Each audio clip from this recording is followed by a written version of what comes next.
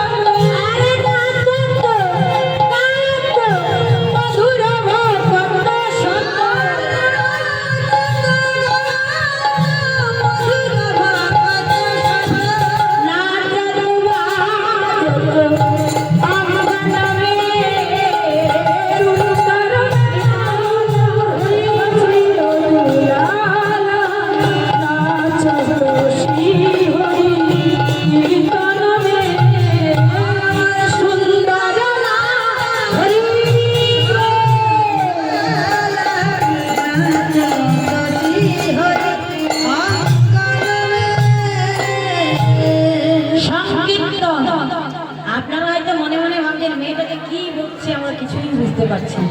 ওটা কি যাচ্ছে মায়েরা? বুঝতে পারছেন আমি যা গাইছি?